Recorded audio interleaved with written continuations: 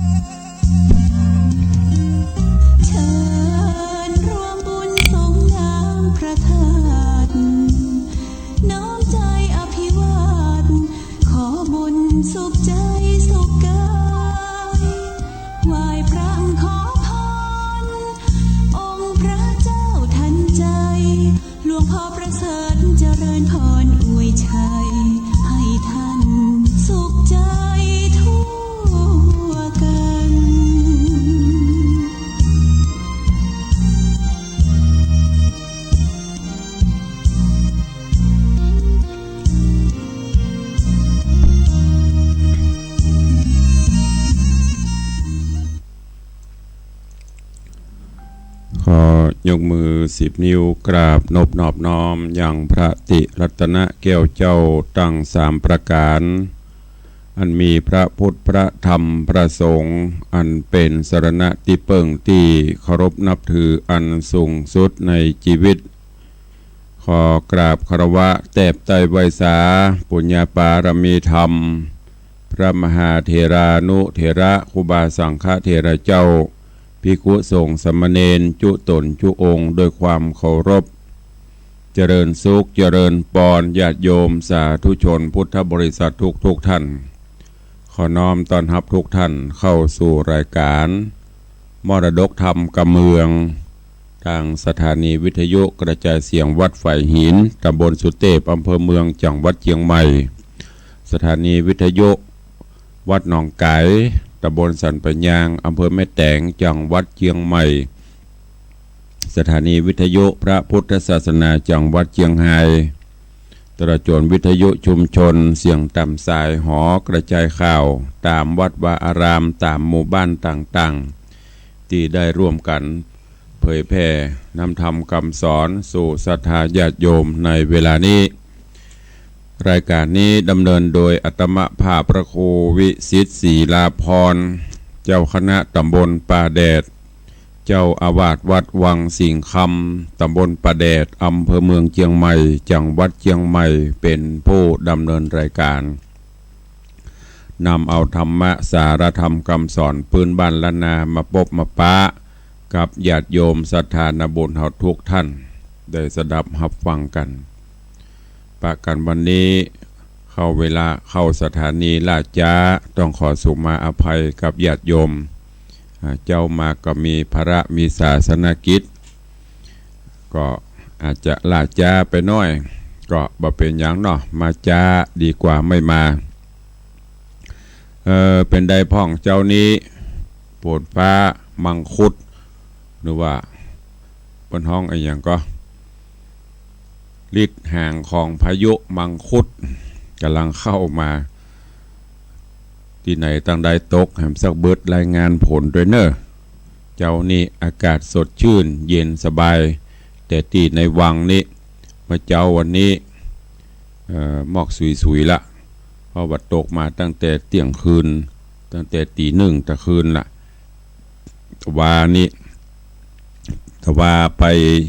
เจดีย์แม่ครัวไปทำบุญบ้านตุปีโอกำลังทำพิธีได้สักกรรมฝนตกมืดครึ้มก็ตุเจ้าก็อู้กันว่ามาละมังคุด เดี๋ยวมันจะตัวทุเรียนจะตัวมาแหมบูนึกว่าบ้านเฮาจะนักล่องมาในวังดักแสบบะมีซักเม็ดมาตกเอาตะคืนก็เย็นมาหน่อยก็อากาศเปลี่ยนแปลงเนอะเป็นห่วงญาติโยมทั้งหลายก็ขอให้ดูแลสุขภาพตัวเองแล้วก็ในช่วงที่วันที่15-16ที่ผ่านมาที่วัดวังสิงคำก็มีงานทำบุญถวายทานสลากพัดผ่านพ้นไปด้วยความเรียบร้อยดีงามเจ้าวันนี้ก็ขอเมตตาเวลาสักเล็กน้อยก่อนที่จะได้ฟังเรื่องราวของธรรมเทศนาได้ขอบคุณอนุโมทนาบุญเนอะกับญาติธรรมญาติโยมศรัทธานาบุญเฮาทั้งหลายได้แปลงสลากหรือว่ากวยสลากมาตานคนเดียวพ่องต่างตุลุงได้แปลงพ่องตลอดจนได้มาร่วมโมทนาบุญโดยคณะศรัทธาวัดวังสิงคำก็ขออนุโมทนาบุญขอบคุณกูท่านกูคู่กูคน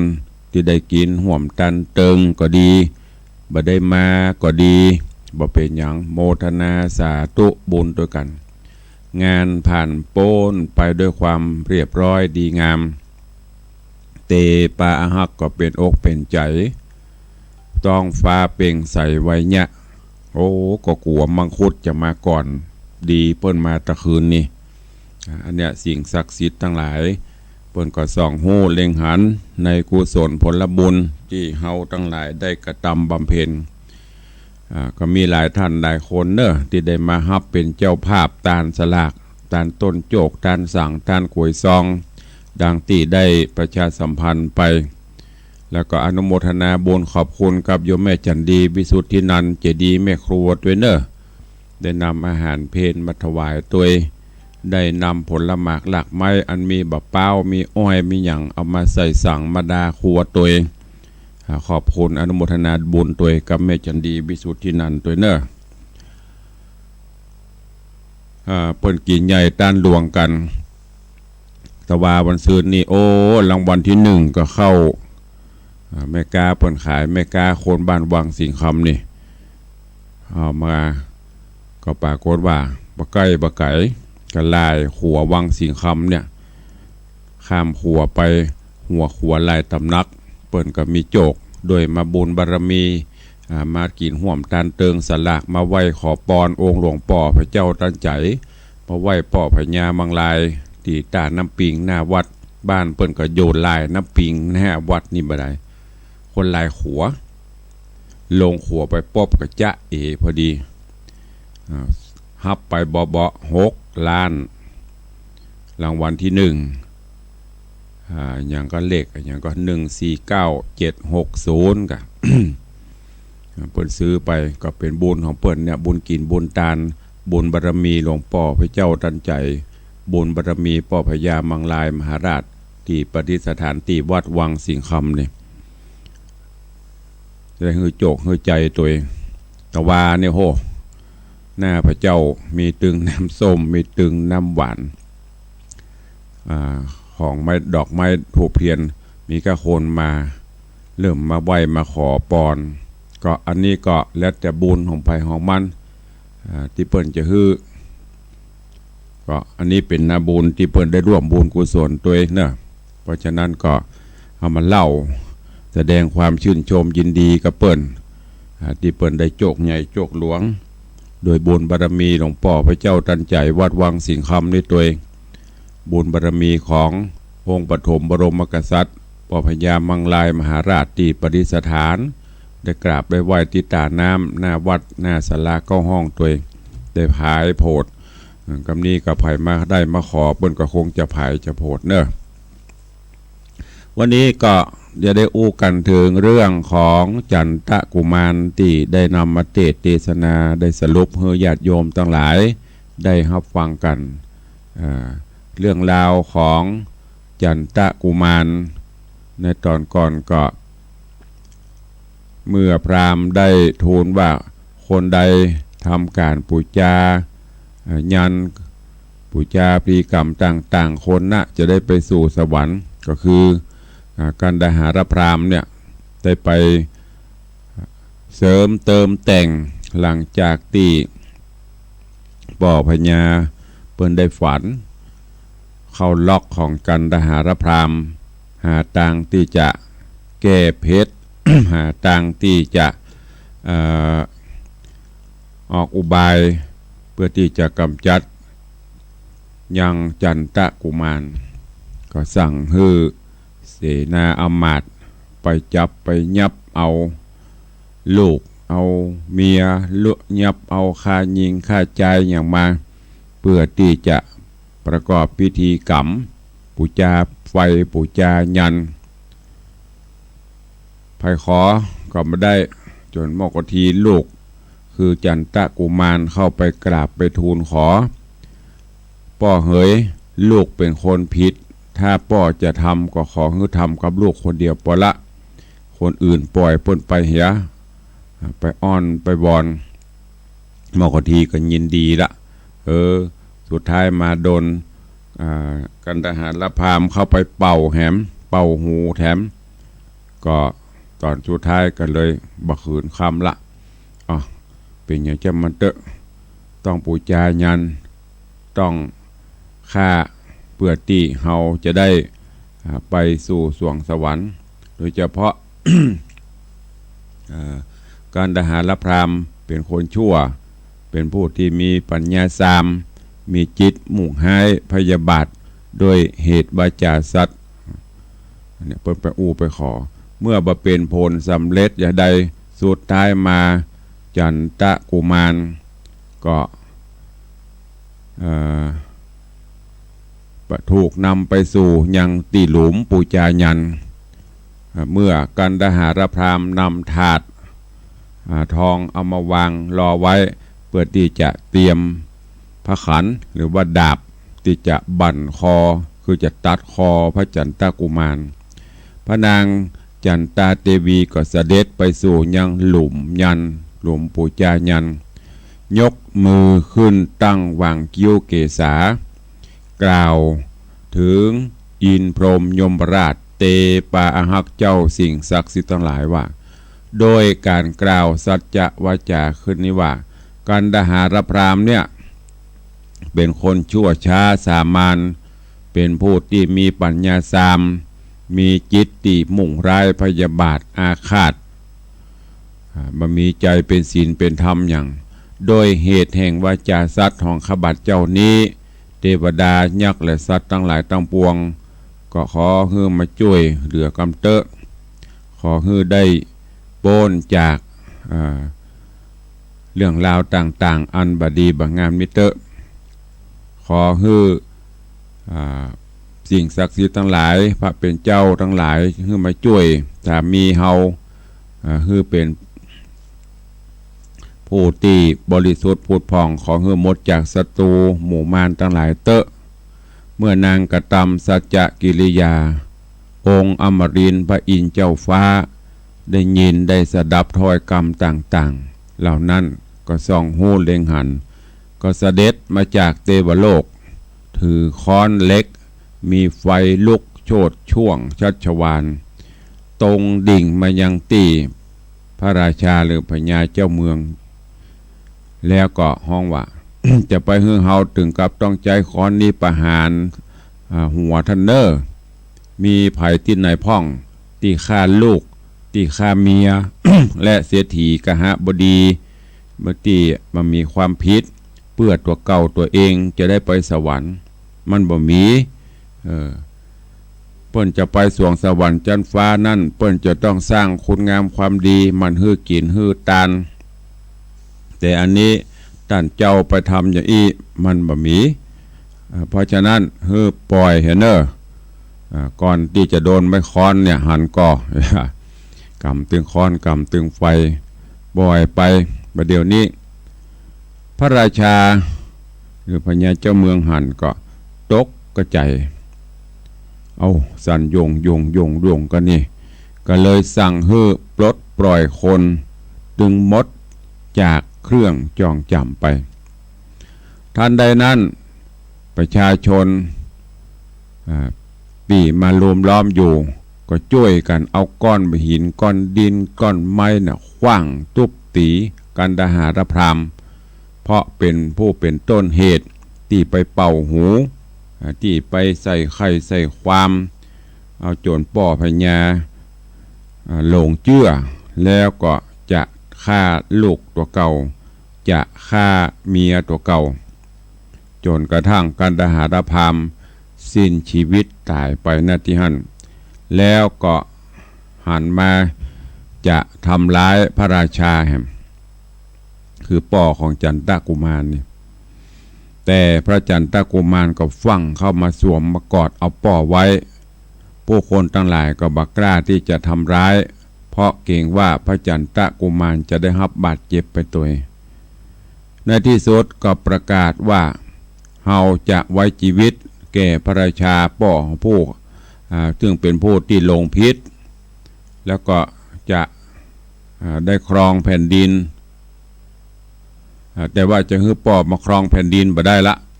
ก็เลยถอดยศถอดอย่างป่อฮื้อไปเป็นคนธรรมดาแล้วก็ พี่น้องชาวบ้านชาวเมืองก็ตึงมาย้อมจะฮื้ออยู่บ้านอยู่จองก็บ่ได้ละจากนั้นก็จำเป็นต้องฮื้อออกจากพระนครไปแล้วก็ทรงอภิเษกราชาอย่างก็อภิเษกฮื้อกับจันทกุมารขึ้นเป็นพระราชาปกครองบ้านปกครองเมืองโดยความยุติธรรมเมื่อทรงฮู้ว่าป่อแม่ป่อไปอยู่นอกเมืองก็คงจะได้รับความลำบากและก็เรื่องราวก็ผ่านพ้นไปเจ้าบ้านเจ้าเมืองก็คงจะฮื้ออภัยละก็เลยช่วยเหลือฮื้อป่อได้อยู่สุขสบายแล้วก็จันทกุมารก็ครองบ้านครองเมืองจนกระทั่งสิ้นชีวิตตายจากเกาะไปสู่ยังเทวโลกเพราะฉะนั้นเรื่องราวอันนี้ญาติโยมทั้งหลายเป็นเรื่องราวของผู้ปกครองบ้านปกครองเมืองจะต้องทรงไว้ซึ่งความยุติธรรมบรรลงเชื่อคนอื่นโดยง่ายไม่ใช่เปิ่นมาอูอย่างฮึฟังก็เชื่อและโดยเฉพาะผู้นำทั้งหลายก็จะต้องมีวิจารณญาณอย่างเปิ่นว่าลักษณะของผู้นำปากจูหูกว้างตาโตโง่เป็นปากนักกับบดีจะต้องฟังหูก็ต้องกว้าง คือฟัง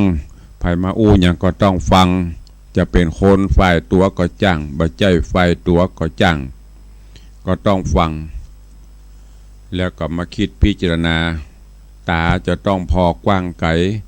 ไปดูการดูงานไปดูหั่นดูนี่มาก็ต้องเอามาพินิจพิจารณา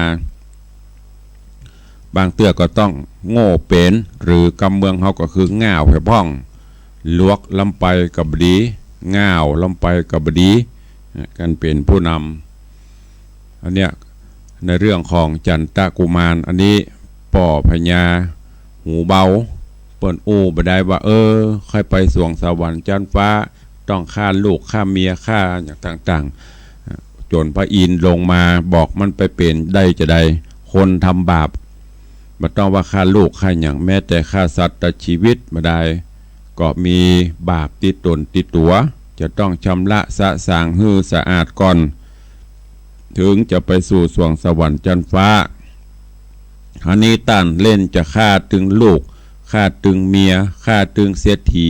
ปลายปอจ้างมาแหมซ้ำจะนักกว่าเดิมพระอินทร์มาแถลงมาบอกฮือจะบ้านจะเมืองซ้ำโขดซ้ำเกียรติแหม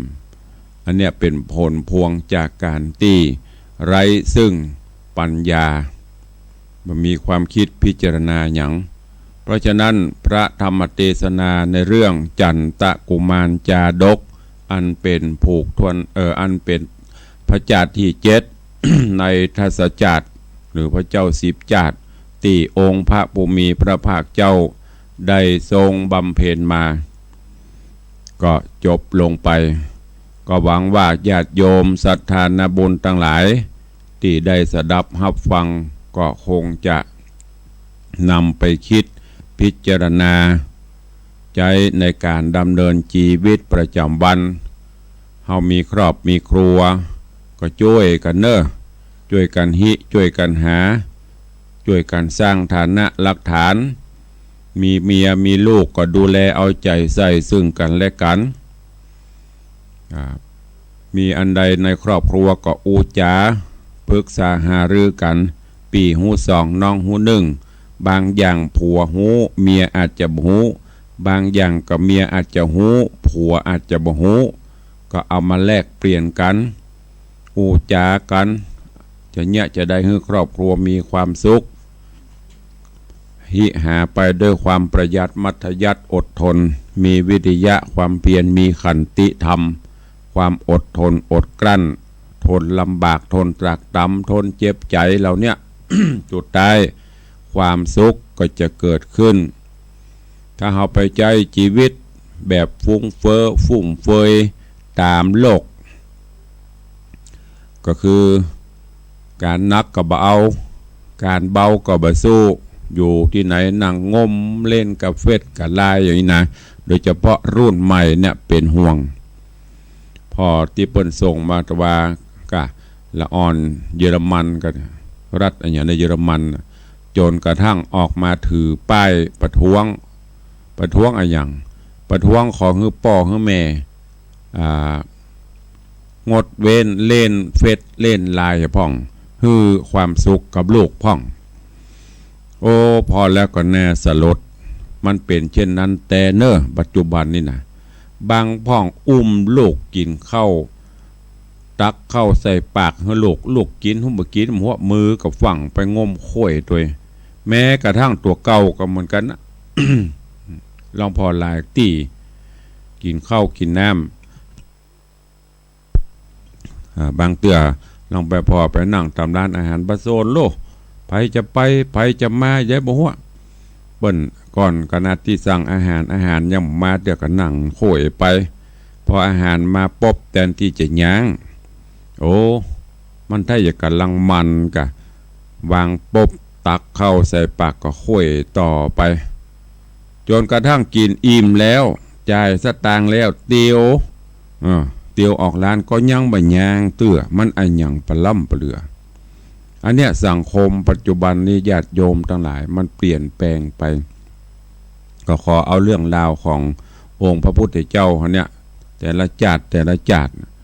เอามาคิดพิจารณาพอแล้วเฮาท่านทั้งหลายก็จะมีความสุขในที่นี้คือสุขตึงกายสุขตึงใจโดยเอาศีลเอาธรรมของบางอย่างทุกอย่างของกุอย่างท่านทั้งหลายมันมีตึงประโยชน์มันมีตึงโทษถ้าเฮาไปใจมันนัก มันแทนที่จะเป็นประโยชน์มันก็กลับกลายจะเป็นโทษตั้งสมองปอมันสายตาแหมไปตั้งกันคือมดก็ขอฝากไว้กับญาติโยมทั้งหลายตัวเพราะว่าในสถานการณ์บ้านเมืองในโลกสังคมออนไลน์โลกสังคมโลกทั้งโลกอยู่บนฝ่ามือเนี่ยอันนี้อันตรายตัวใจดีก็ดีขอฮือ เอาศีลธรรมกรรมฐานขององค์สมเด็จพระสัมมาสัมพุทธเจ้าเนี่ยพุทธศาสนาเฮานี่เป็นศาสนาที่ อิสระเสรี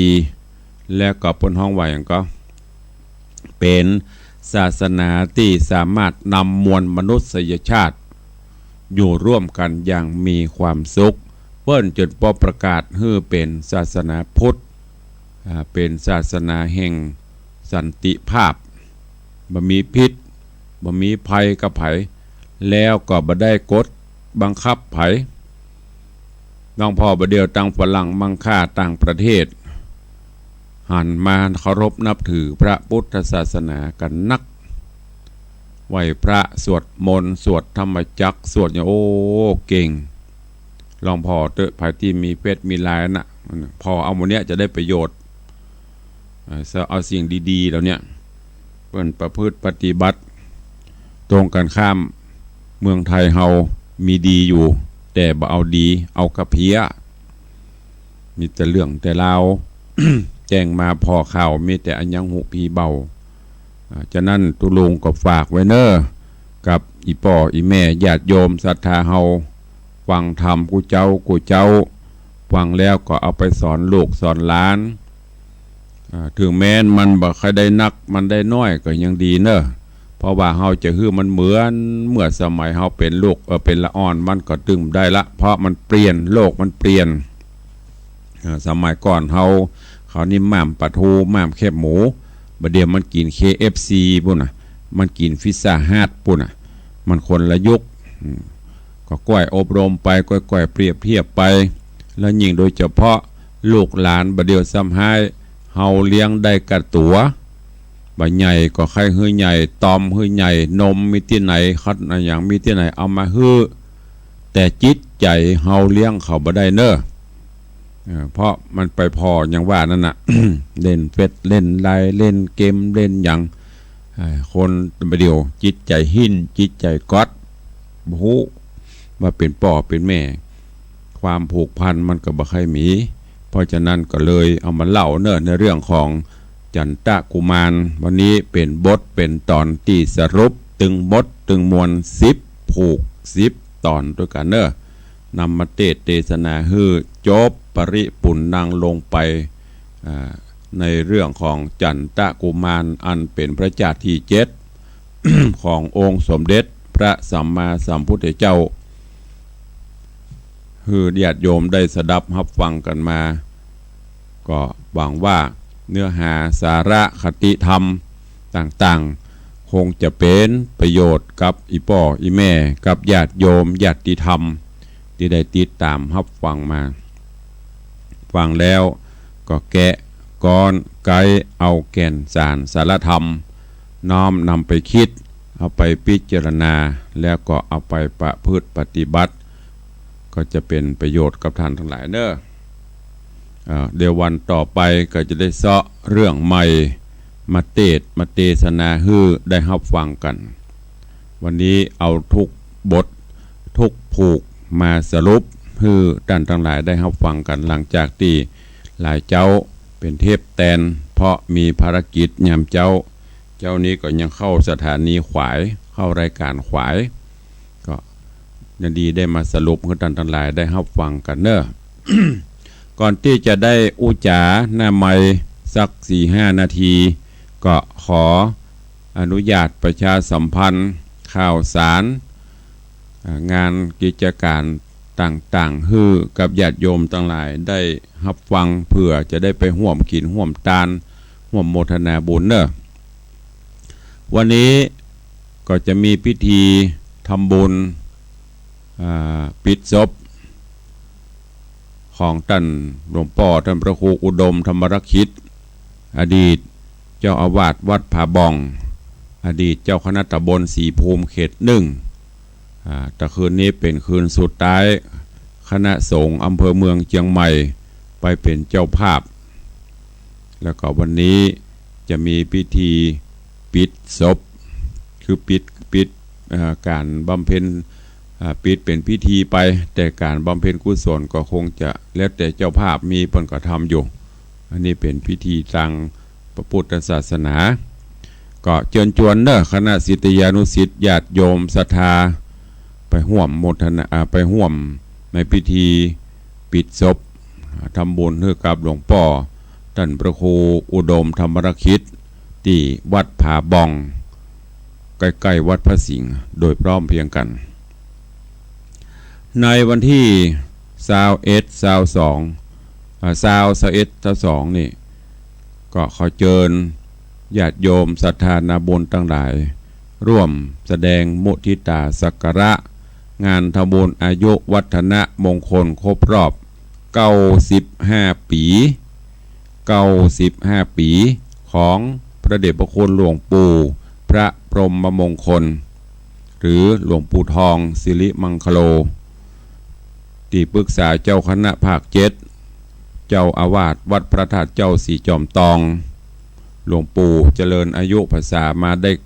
95ภาษาแล้วเนอะเป็นร่มโพร่มไทร95 ปี 75ภาษาเป็นร่มโพร่มไทรของลูกศิษย์ลูกหามากูปีเปิ้นก็มีการทำบุญเพื่อให้บุญกุศลได้ส่งโยให้หลวงปู่ของเฮาได้มีสุขภาพพรรณนามัยสมบูรณ์แข็งแรงเป็นร่มโพร่มไทรลูกหลาน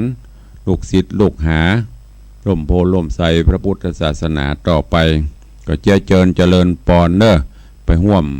ถวายมุทิตาสักการะที่วัดพระธาตุเจ้าสีจอมตองโดยพร้อมเพรียงกันที่วัดศรีโสดา ตำบลสุเทพอำเภอเมืองจังหวัดเชียงใหม่ก็จะมีงานทำบุญวันกตัญญูน้อมลำลึกถึงหลวงปู่พระครูบาเจ้าสินธรรมหรือว่าหลวงปู่ครูบาศรีวิจัยสิริวิชโยนักบุญแห่งล้านนาตนบุญอมตะแห่งล้านนาหรือว่าของประเทศไทยเฮาผู้ก่อตั้งวัดศรีโสดาและเจ้าประคุณสมเด็จพระพุทธชินวงศ์ผู้ก่อตั้งโครงการพระธรรมจาริกและผู้มีอุปการละคุณกับวัดศรีโสดาเนอะการนี้ในเมตตาบารมีของพระเดชพระคุณหลวงพ่อท่านเจ้าคุณพระเทพโกศลได้เมตตาเชิญชวนญาติโยมศรัทธาไปร่วมกันเนอะที่วัดศรีโสดาในวันที่22 กันยายนที่จะถึงนี้โดยพร้อมเพรียงกันที่วัดดอนใจตำบลประแดดอำเภอเมืองจังหวัดเชียงใหม่ก็จะมีงานทำบุญถวายทานสลากกพัดในวันที่29วันที่30กันยายนนี้วันที่29เป็นวันตกแต่งดาวันที่30เป็นวันถวายทานขอน้อมเอิญเชิญชวนศรัทธานาบุญเนอไปร่วมกินร่วมทานกับพี่น้องศรัทธาวัดดอนใจตำบลประแดดอำเภอเมืองจังหวัดเชียงใหม่ในการทำบุญถวายทานสลากพัดโดยพร้อมเพรียงกัน ช่วงนี้ก็จะเป็นช่วงของกินทานสลากเพราะว่าเป็นช่วงของเดือน12ออกมาทีหน้านี้ก็จะเป็น12เพ็งจากนั้นก็จะ12แฮมและ12ดับตามแบบเบ้าโบราณประวัติ1 เดือนที่จะยมพิบาลเพิ่นจะปล่อยดวงจิตวิญญาณของเปตวิสัยต่างๆมาโมทนาเอาของกินของทานเนอะดังนั้นช่วงนี้เขาจะหันบัพเพิ่นทานสลากกันอย่างวัดพระธาตุเจ้าหริพุนชัยละปูนนี่ก็เป็นสลากย้อม1 เดียวในโลกเป็นสลากที่ใหญ่เป็นสลากที่คงไว้ซึ่งความสวยสดงดงามเพียบพร้อม ฉันทะสามัคคีของชุมชนของกลุ่มองค์กรต่างๆเป็นที่น่าอนุโมทนาที่ได้รักษาไว้กูปีเข้ามาสู่โหมดได้รายการเนอะญาติโยมอีป่ออีแม่ที่ตื่นแล้วลุกแล้วใครฟังอยู่จ้าที่ไหนทางใดจะโทรเข้ามารายงานผลจะโทรเข้ามาอู้มาจ๋าก็เจริญปอนเจอเนอร์เจ้านี้ตุลุงได้สรุปเรื่องราวทำให้ได้รับฟังจนหมดจนเสี่ยงละในเรื่องของจันทกุมารก็จบไปเดี๋ยววันใหม่เขาก็จะเสาะทำเรื่องใหม่มาใครตื่นแล้ว ฟังทำจบแล้ว ได้อย่างพ่องเป็นจะได้พ่องหรือฝนตกตังใดพ่องก็เข้ามารายงานตัวได้เนอสายแรกวันนี้มาจากที่ไหนตังใดเจริญปอนแม่ออนฝนตกก็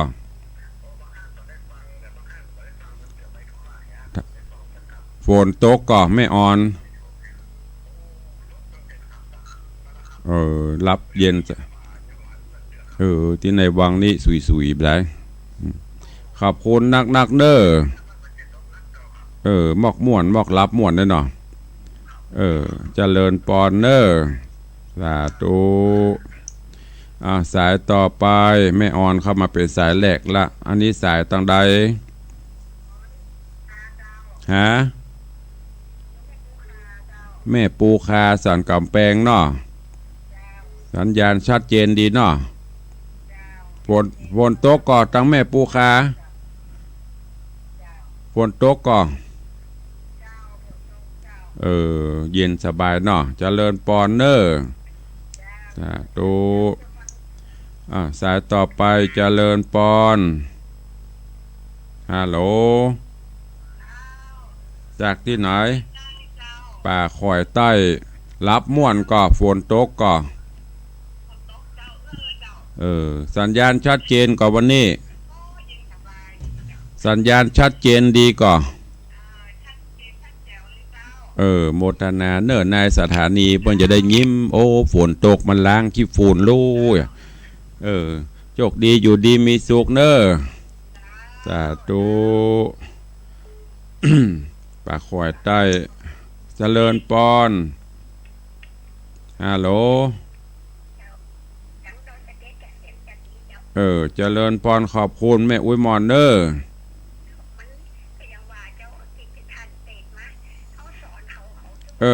เป็นยังอันนั้นบ่ต้องอู้อวยรายงานผลก็เอาละเจริญพรขอบคุณเนอร์แม่อุ้ยมอนแสงคำแสงบุญฟังอันดักโดยสะเก็ดสัญญาณชัดเจนดีสายต่อไปใครจะอู้จ๋าเข้ามาเนอร์วันนี้มี4-5สายส่วนมากก็จะเป็นถ้าเป็นนักร้องมิตรรักแฟนเพลงเดิมๆที่ฟังรายการก็ม่วนเด้อขอบคุณทุกท่านติดตามใครฟังอยู่ตั้งใดแหมตั้งแม่แตงโซนตั้งเหนือที่ฟังสัญญาณจากวัดหนองกายเป็นจะได้พ่องฟังกันรายงานเข้ามาเด้อส่วนมากตั้งนี้จะบิวโซนตั้งใต้นะโซนตั้งเหนือนี่บ่ค่อยรายงานผลกันเจริญปอนแม่ปานบ่ได้นักน้ำหมอกม่วนเนี่ยหมอกเย็นมันทั่วยกตกทั่วตกม่วนตกอันเป็นวัดกับพักผ่อนนอนพักผ่อนกันเด้อ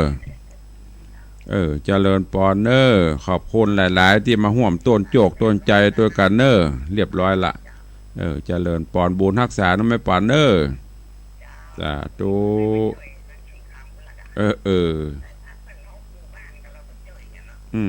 ขอบคุณหลายๆสายต่อไปแม่บุญป่านมีงานเพิ่นมาช่วยถึงลูกสาวคนต้นว่าได้จากที่ไหนพี่น้องสักกะแปงโดยสเก็ตฟังกันหลายวันนี้นอนรับอยู่ก้าฝนตกนอนม่วนก้า ก็นึกว่าฝนตกรับม่วนกุ้มก็ลุมฟังธรรมไปนะดีละโมทนาสาธุเด้อเจริญปอนเด้อโอ้เปิดฟังกันหลายอยู่ลงสักผ้าสักครัวไปตัวม่วนงานนำยามเจ้าอันเนี้ยอากาศเย็นสบายวันนี้ไผ่บรรลุกเนอวัดเตนะขวายละจะ7 โมงแล้วเนอลุกทำภารกิจการงานจะไปอ้างหนาวอ้างฮ้อนอ้างเย็นอยู่เนอบัดตันเปิ่นไปภายในเพเบาเฮาอยู่ที่นอนอยู่นะลูกเจ้ากินพักตั้งปลายลูกขวายกินพักตั้งเก้าลูกเจ้าได้การได้งานดีตื่นมากับบริหารร่างกายยืดเส้นยืดสายแล้วสมาธิจิตดีจะได้ทำการทำงานกันเนอ เวลาก็ใกล้จะหมดดันเนอร์ใครฟังตังใดพ่องที่จะรายงานผลยามเจ้า เข้ามาเนอะวันนี้มีข่าวบุญแจ้งอย่างมีอย่างบอกบุญเตื้อเพราะมีกิจกรรมอย่างก็ทดสอบเข้ามาฮื้อกำลังใจเข้ามารายงานผลเนอะ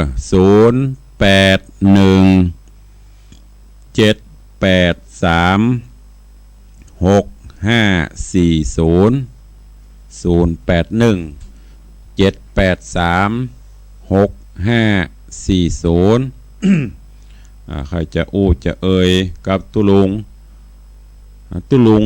นี่ยังบ่เท่าเด้อเนอะกำลัง55เต็ม56อย่างเข้ามาบนห้องตุลุงก็เลยต้องจ๋ากับว่าตุลุงแล้วอ่อนว่าตุลุงเป็นใหญ่เท่านักแกก็อย่าประถามอุ้ยพุเตอร์ภายจะอู้ด้วยแหมพ่องเข้ามาเนอะตั้งน้องกายฟังจากวัดหนองกายมีพ่องกอดจ้าวันนี้บ่ได้ยินซักสายมีกระจัดตัง104ก็ว่าหนองกายเปิ้นบัดดิ้งกะวันนี้มีก็ เพราะว่าตุลุงเข้าสถานีละจ้าเสียงก็กะแอมกะไอต้องขอสุมาอภัยเนอะเพราะว่าอากาศมันเริ่มเปลี่ยนนะช่วงเจ้าอย่างอากาศมันจะเปลี่ยนเสียงกะแอมกะไอเจริญปอนจากที่ไหนอ๋อแม่ปูคาสันกับแปงเนาะฟังสัญญาณชัดดีเนาะแต่ตุขอบคุณเนอแต่ตุเจริญปอนเนอแม่จันดีว่าจะได้เจริญปอนฮัลโหล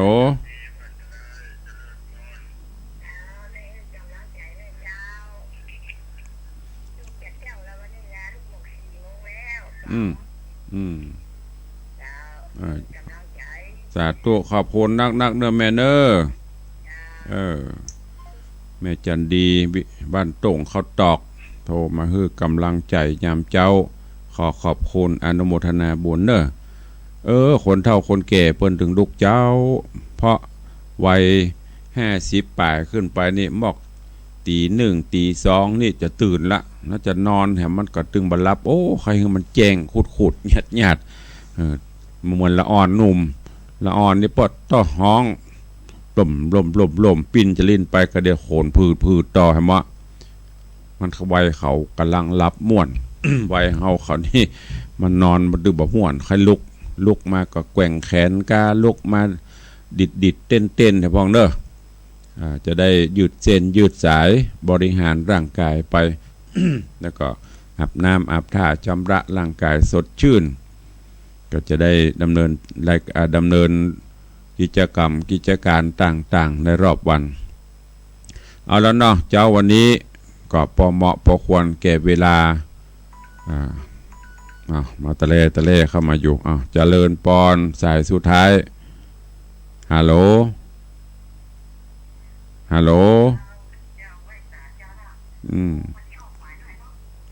แล้วแม่ฟังกี่โมงละ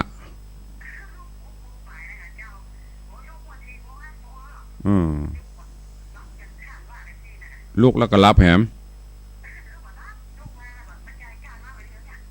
ดีละขอบคุณนักเนอเจริญปอนเนอสาธุนี่แม่พอไปจ่ายกาดมาละหันข้อวันนี้สาบมาอ่อยเวลากับปอเหมาะปอควรหมดเวลาขอนำรายการจากญาติโยมทั้งหลายไปก่อนเนาะเจ้าวันนี้ได้ได้จ๋าได้ฟังน้ำฟังธรรมได้สรุปเรื่องราวของจันทกุมารจบลงแล้วก็ขอนำรายการจากญาติโยมศรัทธานาบุญไปก่อนเนาะวันพุธวันฮือก็ปะกันตามปกติขอความสุขสวัสดีจุ่งบังเกิดมีกับทุกท่านเนออยู่ดีมีสุขสุขภาพพระนามัยสมบูรณ์แข็งแรงหิปันมาหาปันได้เงินคำเครื่องใจไหลมาเทมาผาธนาได้สมความปรารถนาเหมือนกันจุผู้จุคนจุตนจุองเนอจัตตาโรธรรมาวัตันติอายุวันโนสุขังพะลัง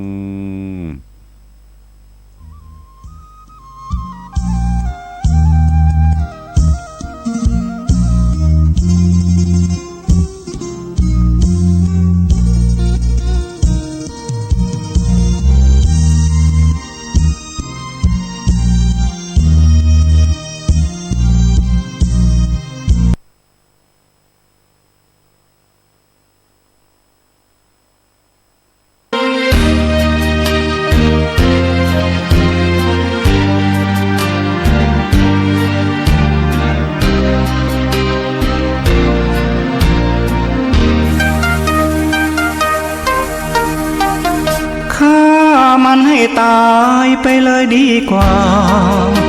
ให้มันฆ่าเรากิเลสมัวเมาเผามันให้สิ้นอย่าเสียดายอยู่ไปให้มันย้ำหมิ่นเกาะกินหัวใจเราสิ้นดีดดิ้นไปตามต้องกา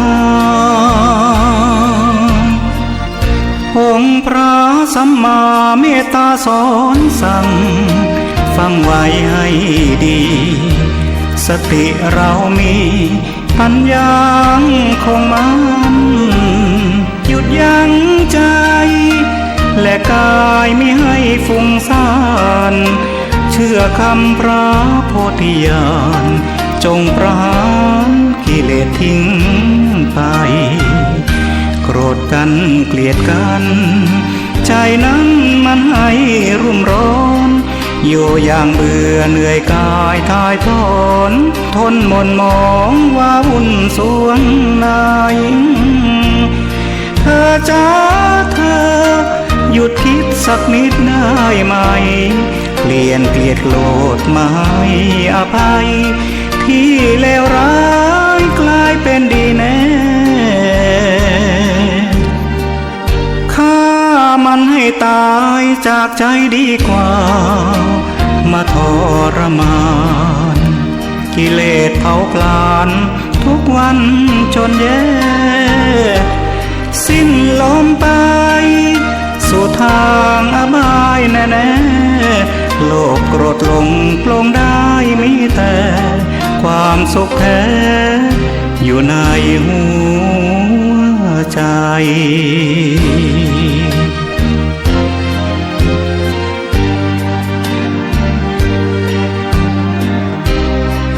ปรินายกทรงขอให้คนไทยน้อมนำหลักธรรมความเสียสละมายึดถือปฏิบัติเพื่อประโยชน์สุขแก่บ้านเมืองนายกรัฐมนตรีระบุอาจจะมีการพิจารณาปลดล็อกทางการเมืองช่วงเดือนธันวาคมนี้ฟิลิปปินส์คาดว่าจะเผชิญกับพายุไต้ฝุ่นอีก5ลูกจนกว่าจะสิ้นปีนี้ขณะที่พายุไต้ฝุ่นมังคุดฆ่าชีวิตประชาชนไปแล้ว74คนทีมวอลเลย์บอลหญิงไทยชนะเกาหลีใต้3-0 เซตในรายการชิงชนะเลิศแห่งเอเชียเอสโคล่า AVC คัพที่จังหวัดนครราชสีมา